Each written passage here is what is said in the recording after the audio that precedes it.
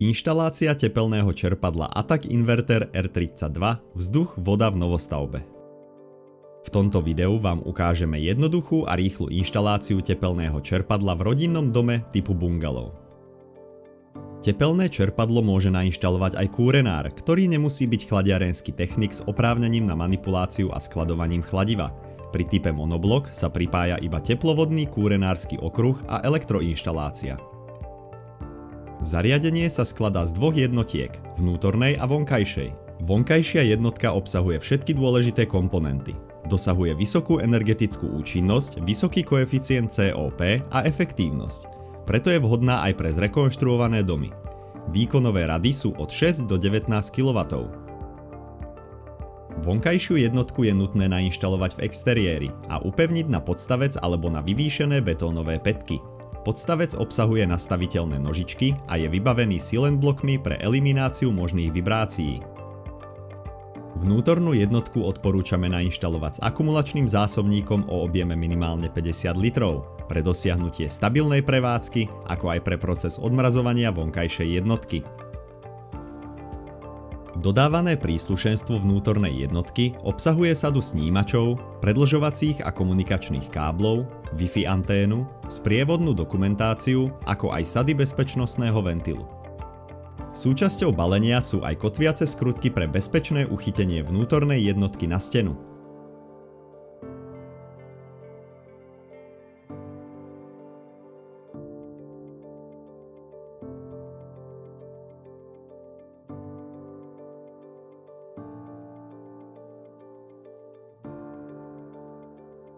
Na spodnej časti vnútornej jednotky sa nachádzajú hydraulické pripojenia pre vstup vykurovacej vody z vonkajšej jednotky a dvoch výstupov pre vykurovací okruh a okruh ohrevu zásobníka TUV.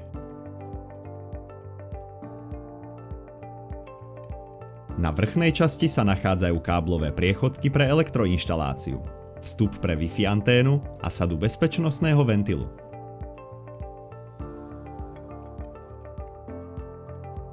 Držiak vnútornej jednotky tepelného čerpadla nainštalujeme na stenu v blízkosti ostatných zariadení.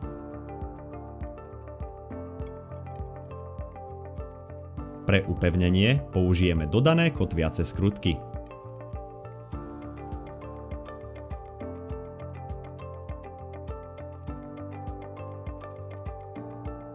Vonkajšiu jednotku inštalujeme na podstavec, ktorý zmontujeme podľa dodaného návodu.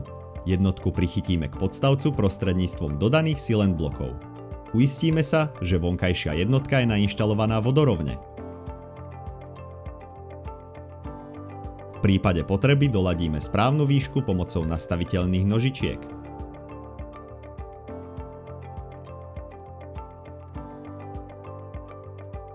Podstavec zaistíme skrutkami k základu.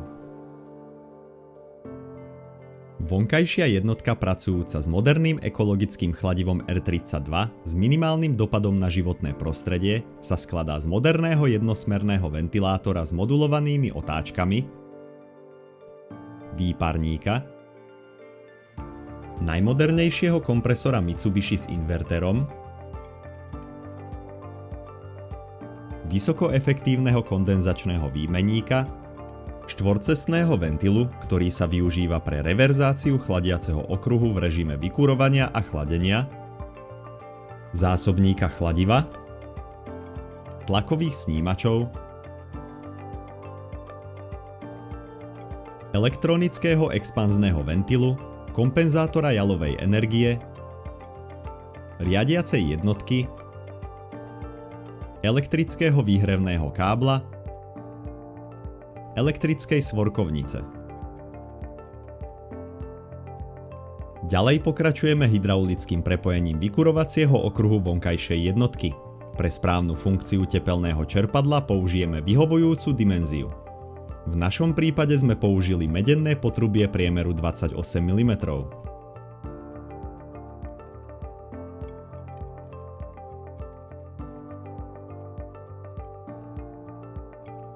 Hydraulické potrubia je nevyhnutné zaizolovať dostatočnou hrúbkou izolácie, ktorá zvyšuje efektivitu a zároveň chráni proti zamrznutiu pri dlhšej nečinnosti.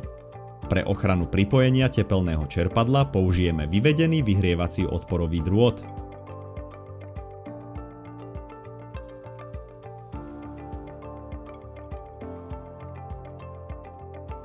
Hydraulický okruh treba nakoniec odtlakovať a zabezpečiť možnosť odzdušnenia pre jeho správnu funkciu. Ďalej dopojíme hydraulický okruh vnútornej jednotky. Pre zaizolovanie rozvodov použijeme izoláciu, ktorá zabezpečí vyššiu účinnosť a efektivitu celého systému.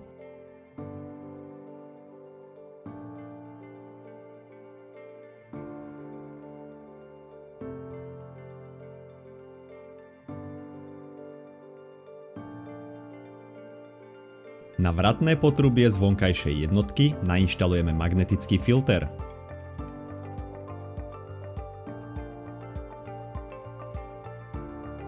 Vykurovací systém musí obsahovať expanznú nádobu, vypočítanú podľa objemu vykurovacej vody. Na vrchnú časť vnútornej jednotky do určeného miesta pripojíme sadu bezpečnostného ventilu, ktorá obsahuje aj manometer a automatický odzdušňovací ventil. Ďalej postupujeme v zmysle návodu na obsluhu pripojením elektroinštalácie, ktorá pozostáva z napojenia silovej a ovládacej časti. Sieťové elektrické napájanie musí byť vyhotovené v súlade s platnými normami podľa elektrickej schémy tepelného čerpadla.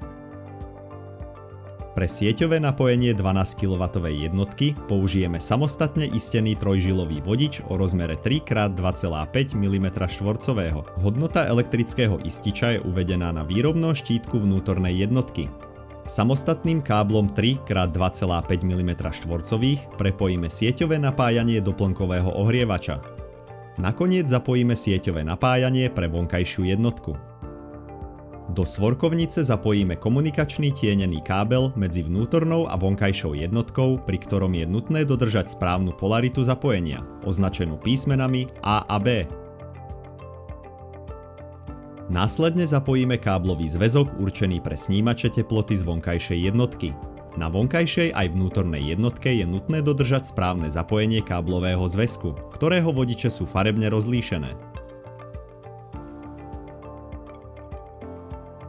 Ďalej vykonáme zapojenie elektrickej svorkovnice vonkajšej jednotky. Vodič napájania vonkajšej jednotky zapojíme do svorkovnice podľa príslušného značenia.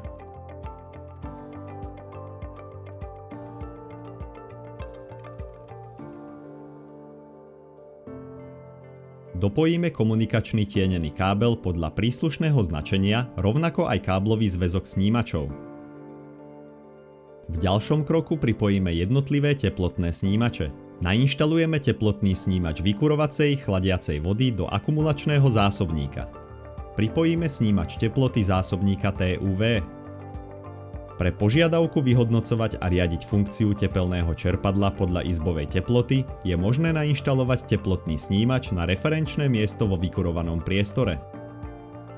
V prípade inštalácie mixovaných okruhov pripojíme snímače na potrubia za jednotlivé zmiešavacie ventily. Pre prípad potreby je možné použiť dodané predĺžovacie káble.